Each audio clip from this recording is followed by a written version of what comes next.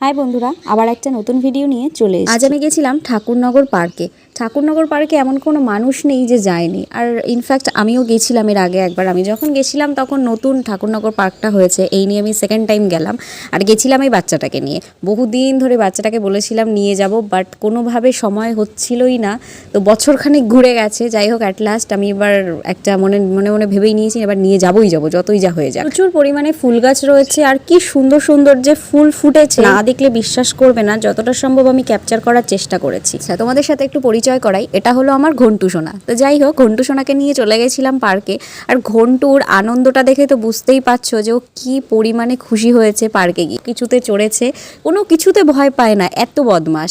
আর দেখো, ও যখন চড়ছে তার সাথে সাথে কিছু কিছু জিনিস আছে, যেমন এই যে ঢেকিটা, ও নিজে চড়তে পারবে না, সেখানে ওকে আরেকজনকে লাগবে। তাই ওর পার্টনার হয়ে ফিরে গেছিলাম একেবারে ছোটবেলায়, যখন আমিও এরকম ভাবে খেলতাম। তো ও যে কতটা এনজয় করছে সেটা ওর চোখ মুখ, ওর হাঁটা চলা সবকিছু দেখলে তোমরা বুঝতে পারছো যে কতটা মজা পেয়েছে। অলমোস্ট ঘোড়া ডান। আর ঘন্টু বড্ড মজা পেয়েছে। ঘন্টু আমাকে আবার বলে রেখেছে যে নেক্সট টাইম আমি যেন ঘন্টুকে আবার এখানে নিয়ে আসি। আমিও ঘন্টুকে প্রমিস করলাম যে নেক্সট টাইম আমি অবশ্যই ওকে আবার এখানে ঘুরতে নিয়ে আসবো। সুইমিং পুলের ভিতরে যে বোটগুলো রয়েছে, এইগুলো চড়বার জন্য প্রচন্ড ব্যস্ত হয়ে গেছিল, বাট ওখানে লোক ছিল না, তাই ঘন্টুকে ওটা চড়াতে পারিনি। বাই দ্য ওয়ে, চলো এবার আমরা যাব বাড়ির দিকে। দারুণ একটা বিকেল কাটালাম আমরা। তো এবার যাব বাড়ি। ঘন্টু এখন খেতে ব্যস্ত, তাই কোনো দিকে এখন আর